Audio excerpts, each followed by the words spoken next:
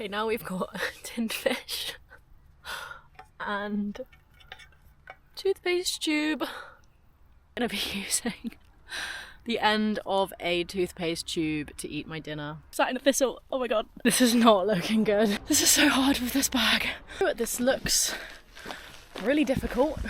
Angry lady just swore at me. Almost out of water. Completely the middle of nowhere and people running across the road with guns. I'm Alice, I'm 25 from the UK, and this is a series about me hitchhiking home from being kidnapped. If you'd like further context on this, please watch the episodes at the beginning of this series. After the most intense, violent and life-changing 2 months of my life, I knew that time on the road would help me process everything, but most importantly, restore my faith in humanity. Throughout my life, I've hitchhiked through deserts, mountains, across seas and war zones. And if it's taught me one thing, it's that most people are really good. As you watch me living in a tent on various European roadsides, I'll talk about the importance of doing things that scare you and hopefully provide you with an at least somewhat entertaining and educational journey along the way. Welcome to day 5 of hitchhiking home from Turkey to the UK after being kidnapped. I've just got a ride with this lovely lady and it is so nice to be in a car with just a woman. This is the first time that it's happened the whole trip, and generally in hitchhiking it's quite a rare thing to happen and it feels really nice. And we're going almost to the border with Bosnia. Not quite, but I will get there. Hvala.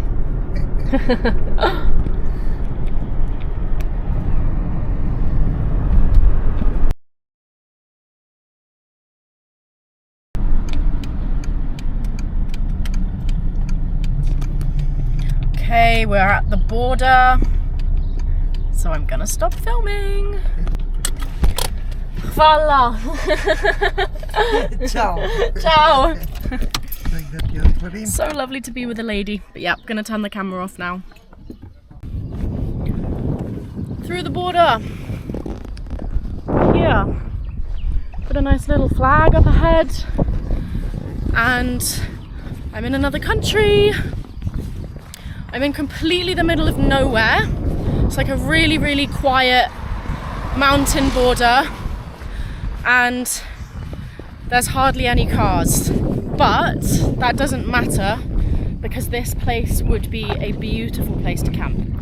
I do think I'm going to try and get a little bit further, but if I don't get any further today, it's not the end of the world because I'm in the mountains. There's a huge lake over there, and look at this.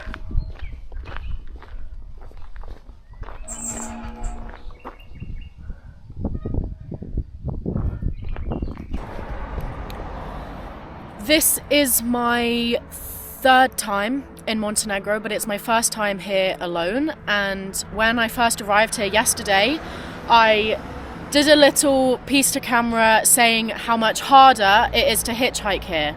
And that is from my experience doing it with guys, because in the previous 2 times that I've been here, I've been with ex-partners.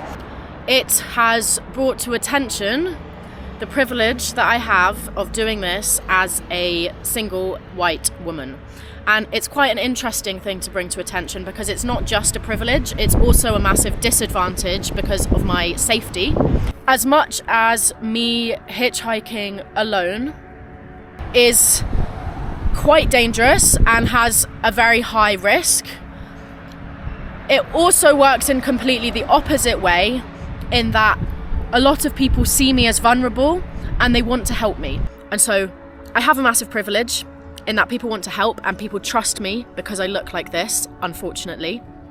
Not unfortunate that I look like this, but it's unfortunate that that's why people trust me. But I'm also vulnerable, and the survival mode in my brain can never be turned off. I am constantly having to explain to people why I'm alone, why I don't have a husband, and having to justify that to people. You know, I have had guys not posing a massive threat to me, but people have asked to have sex with me. People have asked if they can kiss me. And I've very assertively said no to all of those offers. And that's not something that guys have to go through if they do that. I also want to say that with those kind of things happening in mind, I don't want to put any women off from hitchhiking on their own, but also I think it needs to be made very clear that if you don't feel comfortable saying no to people and you don't think you're assertive enough to keep yourself safe, I wouldn't advise doing it on your own. I would advise doing it with a friend, maybe a guy friend or two girls, because I think when you're with two people, you're almost risk-free, like really, really almost risk-free. I don't think I've ever had a problem when I've been hitchhiking with another person. So try and find a friend to do it with and you will have the time of your life. And now I'm gonna go and stand on this road and keep hitchhiking.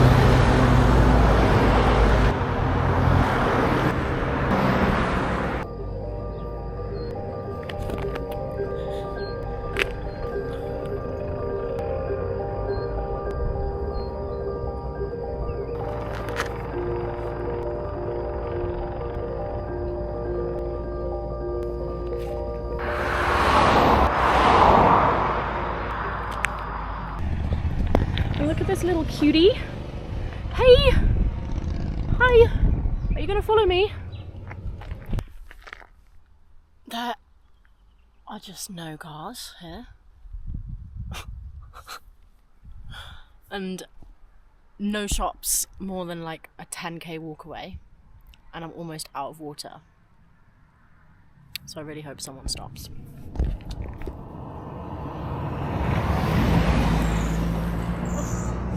First car drove past and did not stop, but that's okay. We got this.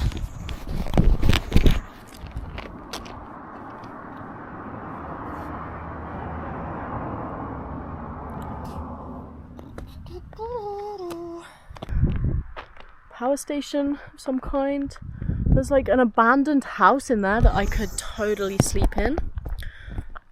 But I really need to get some water before I think about going to sleep.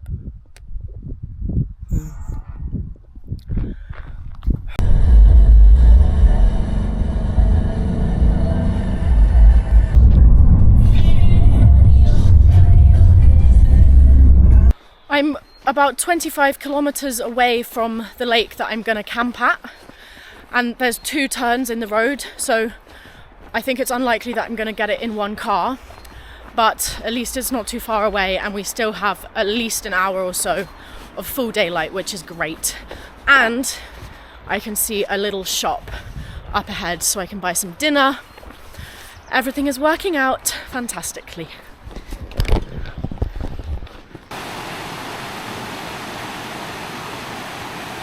This place is so beautiful. Oh. It's a pleasure to walk through it for a couple of minutes. I've been stood in the same place for about 45 minutes and not a single car's come past, like not even driven past me. I bet one comes past now. But anyway, I've just started walking because the sun's setting and I want to find a place to camp away from people. Okay, there's a car coming now.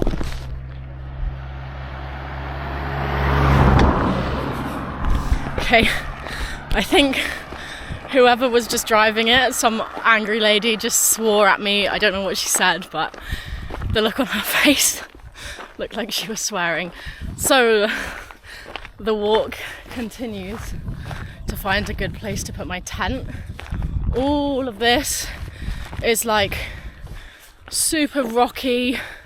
I can't put my tent there. I have no mattress and it would be agony. So I'm gonna just keep going lol, until I find somewhere. Bye, Stolak. Now the question is, do I try and just climb up here with my bag?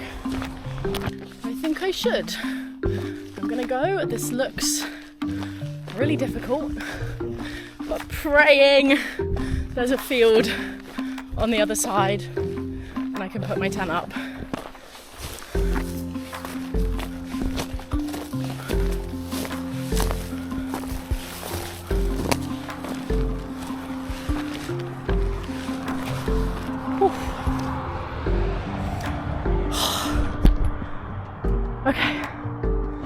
praying for some flat ground on the other side.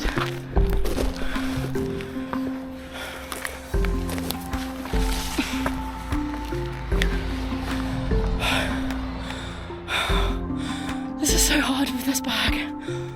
Oh my god.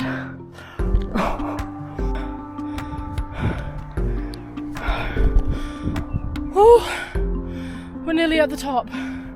It's nearly the moment of truth. To see if I can put a tent up here.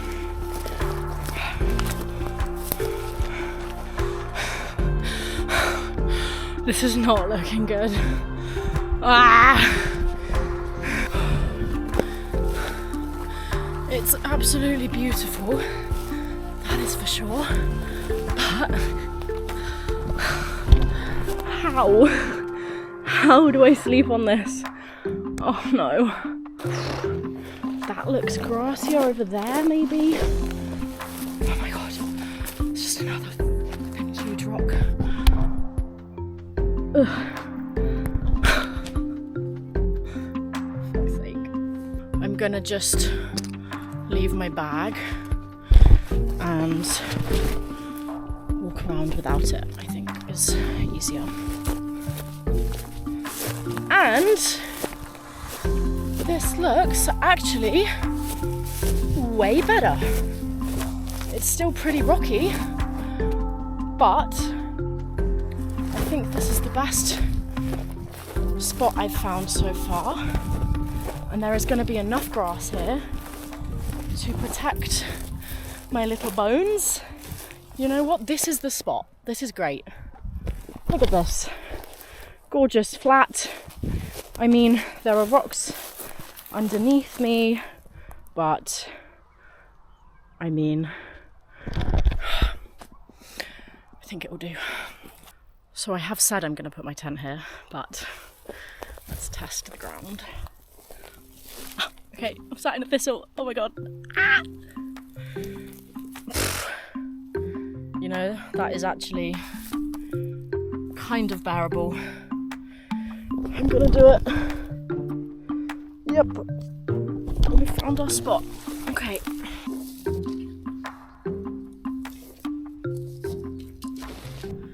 So I am really hungry. I have some food. I have chickpeas, bread, some cheese, and some fish, but I unfortunately can't find my fork, and I think I might have lost it somewhere. So I'm gonna be using the end of a toothpaste tube to eat my dinner. It's a glamorous life, isn't it? A plate would be great. I could mix the fish and the chickpeas together, but I don't have that luxury, unfortunately. But this is pretty good.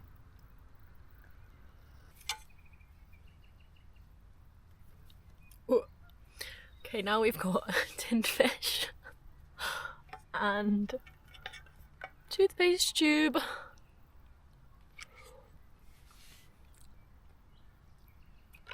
So good. Man, I am so grateful to be here. Wow. I think I'm gonna have an early night tonight. I'm gonna make the most of not having arrived at my campsite in the middle of the night, and you know, I've been able to put my tent up before dark, which is great. So I think I'm gonna go to sleep. I will see you in the next episode. Good night.